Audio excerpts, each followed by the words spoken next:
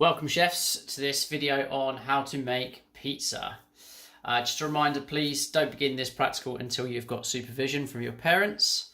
Make sure that you've got your PPE ready, your personal protective equipment. Make sure you've got an apron, make sure you've got oven gloves, make sure your hands are washed and you're ready in your body to do this practical before you begin.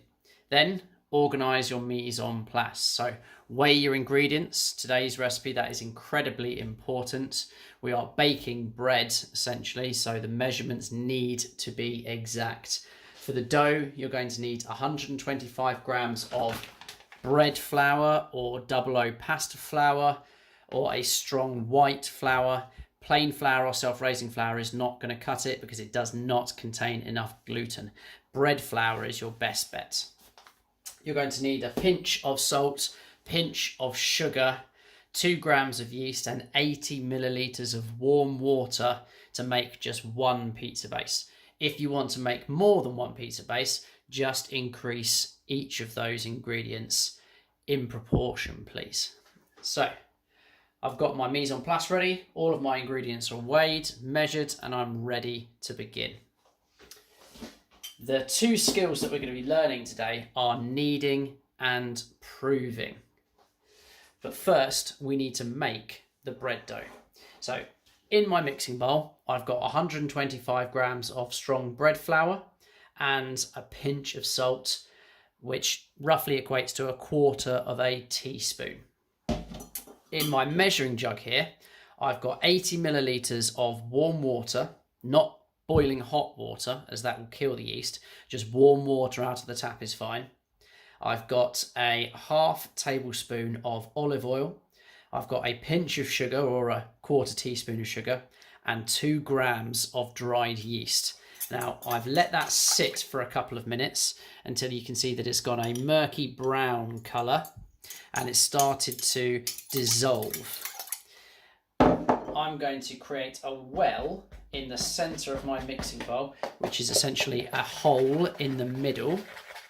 And I'm going to start streaming my yeast mixture into the centre of the mixing bowl as I pull flour in from the outside with my fork. And what will start to happen in the centre is a ball of dough will start to appear. I'm not going to add all of it at the same time because if there's any inconsistencies with my measurements, my mixture will either be too wet or too dry, depending on what I've added too much or too little of. So I'm going to gradually add the water mixture, pulling flour in from the side with a fork. Just a little bit of a time until eventually you can start mixing all the way around the bowl and add the last of the yeast mixture in. That goes over to your washing up. And now we pull all the flour around from the sides. Now we get a very lumpy mixture that vaguely resembles a ball of dough. And now we're ready to turn it out onto the work surface. So make sure you've got a nice clear work surface. You've got plenty of room to do this next skill, this next process, because kneading takes up a lot of room. You're going to need some of that bread flour, an extra for dusting. Put plenty down, but don't keep it all in the centre. Spread it out so you've got a nice big area to work with. And then take the dough out of your mixing bowl and scrape it off the fork. It should be nice and warm because of the warm water you used in the yeast mixture. Now don't throw the mixing bowl away, keep that for later. Don't wash it up just yet. So yeast, being a microorganism, needs food and warmth and moisture to grow. So by feeding it with the salt and the sugar, the yeast will begin to react and release carbon dioxide. By using the warm water, it gives it that condition to grow. So first off, let's just create our ball by pulling our hands in and sculpting it just like we're trying to create a snowball. Now you should have quite a low but sticky dough at this point. we want to now knead this dough to develop the gluten, to stretch it so that we get a lovely elastic springy base. And we're going to do this by pushing our palm through the dough. Now don't be too rough with it at this stage, be quite gentle, but as you develop it, it will become stretchier. So all I'm doing is pulling it together with my hands into a ball and then pushing the palm of my hand through the bread dough.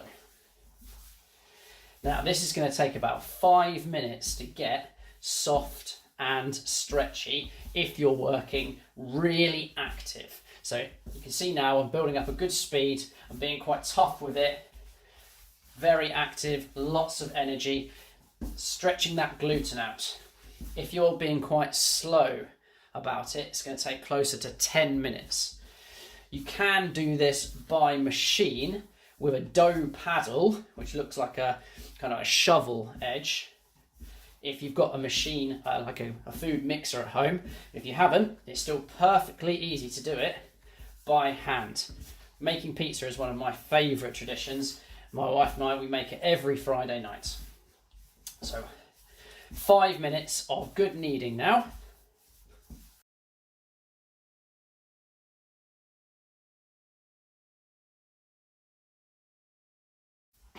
Right, after 5 minutes of solid kneading, let's have a look and let's see if it's done. Now, to check if bread has been kneaded successfully, we need to check its elasticity to see how springy it is. Now, the best way to do that is with your left or your right hand is form a C and try and stretch the dough through that gap. So we want to stretch it so it's really tight on the top there, pushing it through that gap. So we've got a really nice, tight, springy ball there. Then take a finger or a thumb and push into the dough. Now, you should be able to see that the dough springs back. So as I make an indentation there, that the dough slowly rises back out. If it's creating an indentation and it's staying in there, that it's not springy, then it needs kneading again. If you can feel that it's nice and elastic, nice and springy, it has been kneaded enough. If you've gotten stuck on one of the stages and you feel like your dough is very dry, very crumbly, tear it apart, put it back in the mixing bowl and add just a tablespoon or a teaspoon of warm water to get it to a point where it's nice and stretchy again. If your mixture is very wet and you're finding like you've got more of a paste, add some more of that bread flour to it until you can get that ball. It will take a little bit of trial and error if your measurements aren't correct. Now, just use your hands to shape the dough into a ball, like so.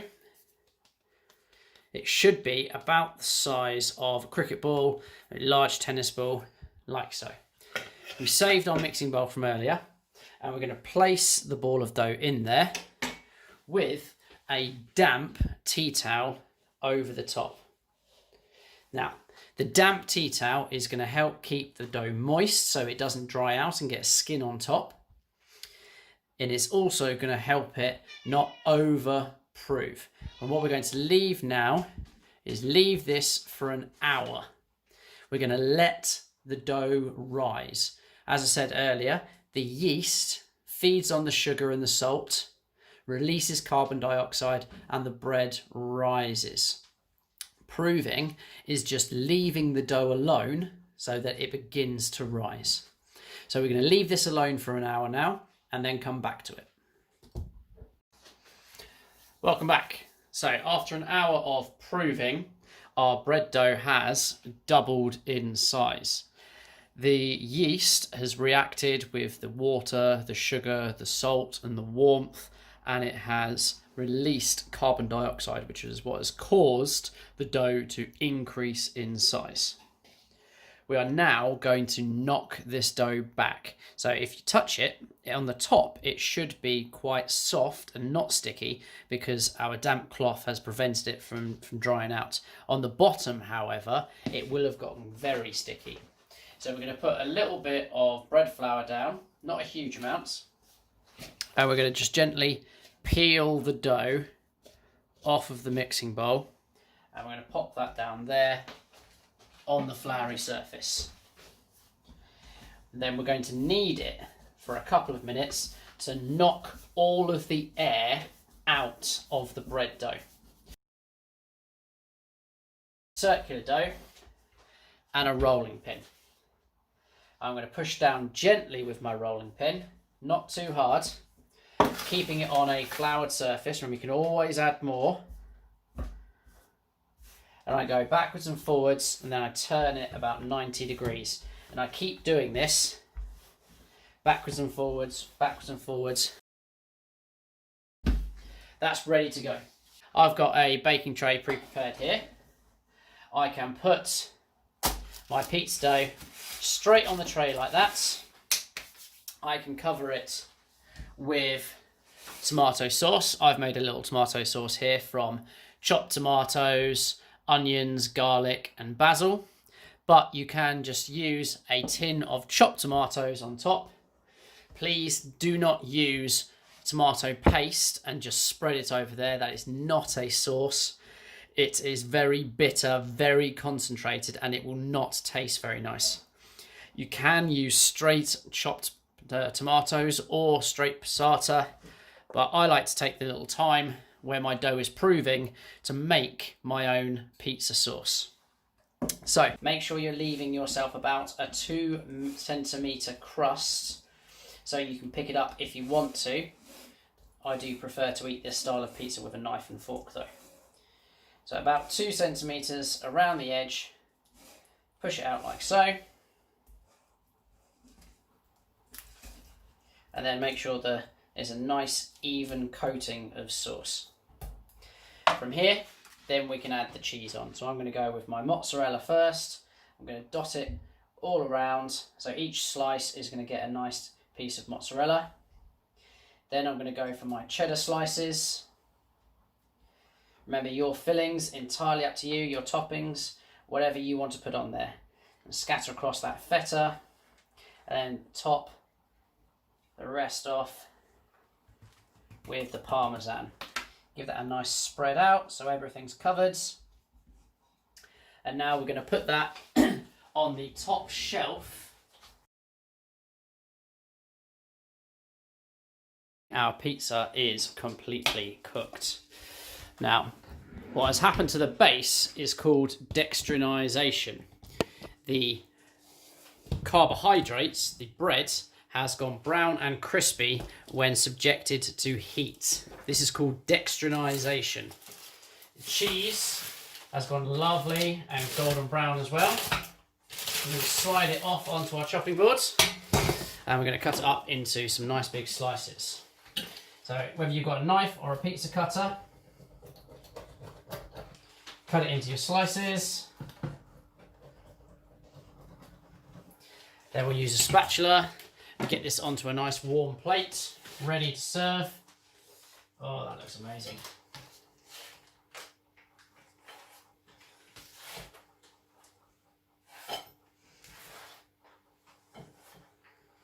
And then going to give a little sprinkle of chopped chives over the top, just for a little extra colour, a little extra presentation.